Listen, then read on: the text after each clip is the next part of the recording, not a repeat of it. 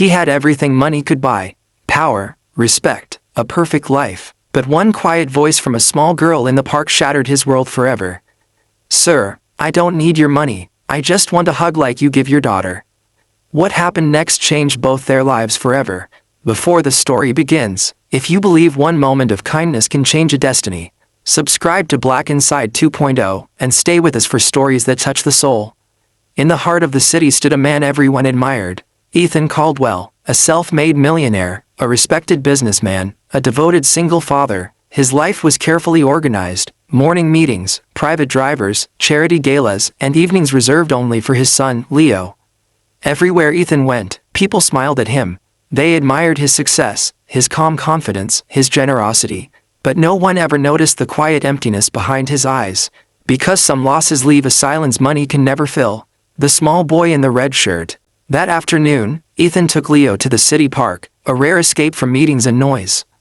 Leo laughed freely, chasing pigeons, holding his father's hand tightly. Nearby, a small boy stood alone. No toys, no parents calling his name. Just a red shirt, worn shoes, and eyes too serious for his age. His name was Noah. He watched Ethan and Leo, not with jealousy, but longing. The kind of longing that comes from knowing what love looks like, but never having felt it. A simple question. Ethan noticed the boy when Leo waved at him. "Daddy, why is he alone?" Leo asked. Ethan walked closer, kneeling to nose level. "Hey there," he said kindly. "Are you okay?" Noah nodded slowly. Ethan reached into his pocket, pulling out some bills, instinctively, automatically. But Noah shook his head. And then, he spoke. The words that stopped time. Noah looked at Ethan, then at Leo, then back at Ethan. His voice was soft, honest, unbroken. "Sir, I don't need money." Ethan paused. Noah swallowed and continued. "I just want a hug, like you give your son." The world around them faded. No cameras, no crowd, just a man and a boy, standing at the edge of something life-changing. Ethan felt his chest tighten. Because in that moment, Noah wasn't asking for charity. He was asking to be seen. A hug that meant everything. Ethan hesitated, just for a second. Then he opened his arms. Noah stepped forward slowly, like he was afraid the moment might disappear. When Ethan wrapped his arms around him, the boy froze. Then melted. Tears soaked into Ethan's suit jacket. Leo joined the hug without hesitation, smiling. 3 hearts, 1 moment, a quiet miracle, and Ethan realized something terrifying. This hug mattered more than any deal he had ever closed. The woman watching from afar. From a distance, a young woman stopped walking. Her name was Maya. She was Noah's older sister. She had been working 2 jobs, doing everything she could to keep their small family together. She had taught Noah never to beg, never to ask, never to expect. Seeing her brother in a stranger's arms made her heart race. She rushed forward. "Noah," she called nervously. Noah pulled back, smiling for the first time in days. "He hugged me," he said. Just like his son, Maya looked at Ethan, unsure whether to thank him or apologize. Ethan stood silently, shaken. A conversation that changed everything. They sat on a park bench. Maya explained, quietly, with dignity. "No father, a mother lost years ago. Bills piling up, dreams postponed. She never asked for help." Ethan listened, truly listened, for the first time in years. He watched Noah laugh with Leo, and something deep inside him cracked open. This wasn't coincidence. This was purpose knocking. The promise he didn't plan to make. As the sun dipped low, Ethan stood. "I don't know why today happened," he said softly. "But I know it wasn't an accident." Maya looked cautious. Ethan knelt again, not as a millionaire, but as a man. "I can't fix everything," he said, "but I'd like to be part of your lives, if you allow it." No contracts, no speeches, just sincerity. Noah smiled. "Can we come back tomorrow?" he asked. Ethan smiled back, through misty eyes. "Yes," he said, "we can, when hearts begin to change." That night, Ethan couldn't sleep. For the first time since his wife passed away, his home felt less empty. Meanwhile, Maya lay awake, wondering why fate had finally whispered instead of shouted. And Noah, he slept holding a memory.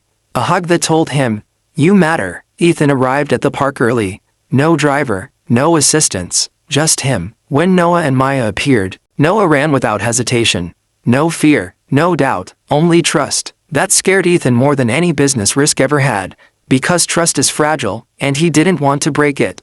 Two worlds slowly collide, days turned into weeks, park visits became shared meals became laughter, laughter became comfort. Leo treated Noah like a brother, no explanations needed. Maya remained cautious, she had learned the hard way that kindness sometimes came with conditions.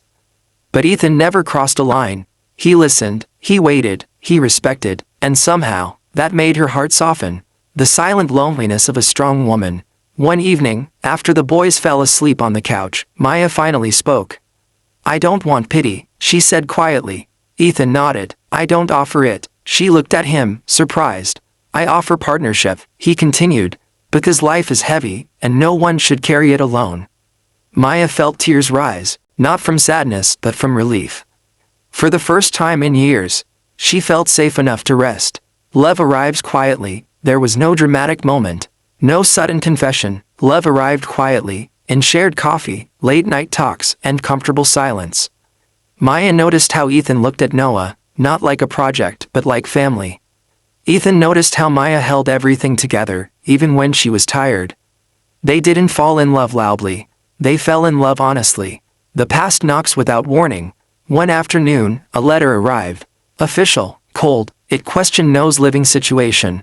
Old systems, old judgments. Maya panicked. She had fought too hard to lose her brother. Ethan held her hands firmly. "No one is taking him away," he said.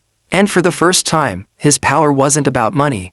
It was about responsibility. A man stands up. Ethan faced every meeting, every document, every question, not as a millionaire, but as a father, in every way that mattered.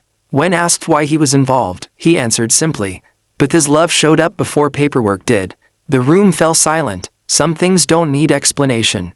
Noah's greatest fear. That night, Noah crawled into Ethan's lap.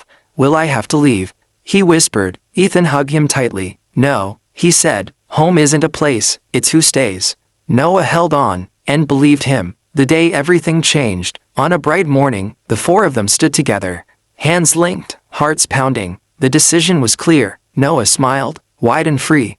Leo cheered, Maya cried, and Ethan felt something he hadn't felt in years. Wholeness, a family, not by chance.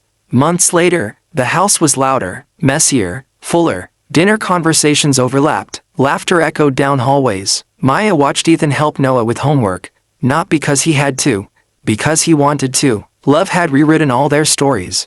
The hug that started it all. Back at the same park, same bench, Noah sat between Ethan and Leo. Maya watched them, smiling softly. Noah looked up. "Do you remember what I asked you that day?"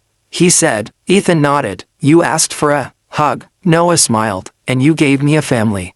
Ethan pulled him close. This time, the hug never ended. Sometimes the greatest gift isn't money. It's presence. It's choosing to stay. One hug can change a life. One choice can build a family. And love always finds a way.